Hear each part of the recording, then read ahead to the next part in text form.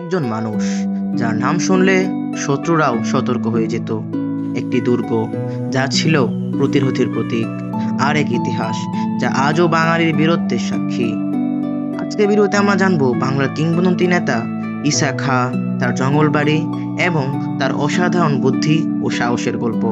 তো চলুন আর দেরি না করে আজকের ভিডিওটা শুরু করা যাক।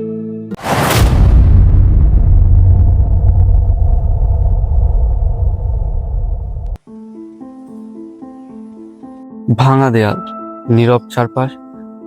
আজকে দেখলে হয়তো মনে হবে এটি কোনো সাধারণ পুরনো স্থাপনা, কিন্তু বিশ্বাস করুন, এই দেয়ালগুলোই একসময় সাক্ষী ছিল এমন এক যোদ্ধার যার নাম শুনলে চিন্তায় পড়ে যেত মুঘল সেনাপতিরাও।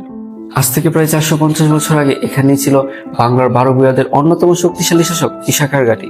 চলুন তাহলে আমরা ফিরে যাই 450 বছর আগের বাংলায়।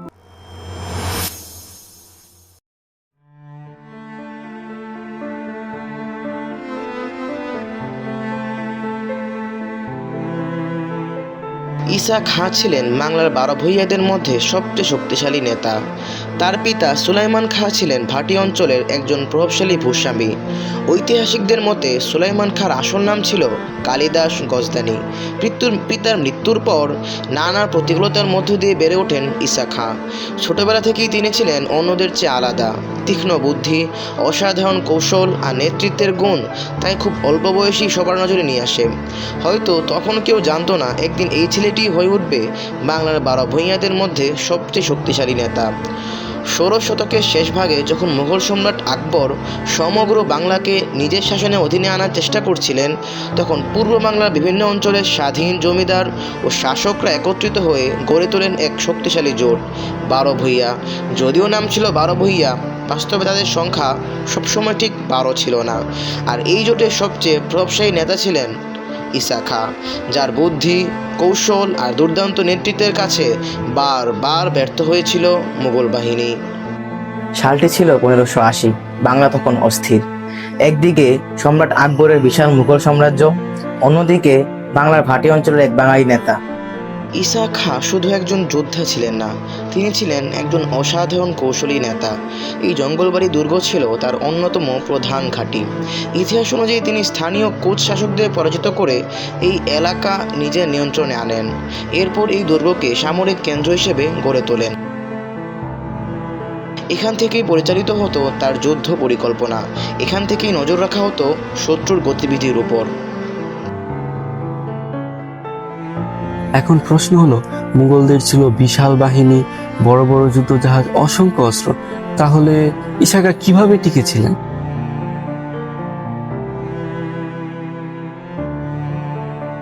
উত্তর হলো নদী, খাল আর তার অসাধারণ বুদ্ধি। ঈসা খাঁর কিছু কৌশল শুনলে আজও অবাক হতে হয়। মুঘল বাহিনী যখন বিশাল জাহাজ নিয়ে আসতো, ঈসা খাঁ তাদের নিয়ে যেতেন সরু নদীপথে। ভাবুন, একটা বড় বাস যদি গ্রামের সরু গলিতে ঢুকে যায় আর বের হতে পারে না, মুঘল জাহাজগুলোর অবস্থাও প্রায় সেরকমই হতো। বড় জাহাজ ঘুরতে পারতো না, আটকে যেত, আর তখন চারিদিক থেকে ছোট ছোট নৌকা এসে আক্রমণ শুরু করত। মুঘল সেনারা বুঝতেই পারতো না শত্রু কোথা থেকে আসছে। ঈসা খাঁর সবচেয়ে বড় পরিচয় ছিল শুধু তার বুদ্ধি নয়, তার সাহসও।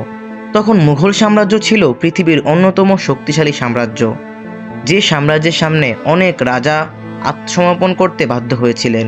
কিন্তু ঈসা খাঁ লড়াই চালিয়ে গেছেন।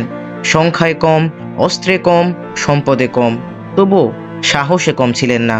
তিনি বারবার প্রমাণ করেছেন, যুদ্ধ শুধু শক্তি দিয়ে জেতা যায় না, বুদ্ধি দিয়েও জেতা যায়। আজ থেকে প্রায় 450 বছর আগে এই জঙ্গলবাড়ি দুর্গই ছিল বাংলার প্রতিরোধের প্রতীক। এখানে ছিল পরিকল্পনা, এখানে ছিল যুদ্ধের প্রস্তুতি, এখানেই ছিল স্বাধীনভাবে টিকে থাকার সংগ্রাম। সময় বদলেছে, যুদ্ধ শেষ হয়েছে, কিন্তু ইতিহাস রয়ে গেছে। আজ আমরা যে ভাঙা দেয়ালগুলি দেখছি, একসময় এখানেই ঘুরে বেড়াতেন ঈসা খাঁ। হয়তো এখান থেকেই তৈরি হতো নতুন যুদ্ধের পরিকল্পনা, হয়তো এখান থেকেই বেরিয়ে যেত ঈসা খাঁর সৈন্যরা। আজ 450 বছর পরেও তার নাম ইতিহাসে বেঁচে আছে, কারণ তিনি শুধু একজন শাসক ছিলেন না, তিনি ছিলেন সাহস, বুদ্ধি আর নেতৃত্বের এক অসাধারণ উদাহরণ।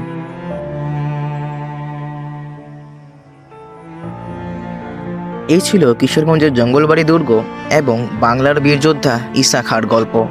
ভিডিওটি ভালো লাগলে লাইক, কমেন্ট এবং শেয়ার করতে ভুলবেন না।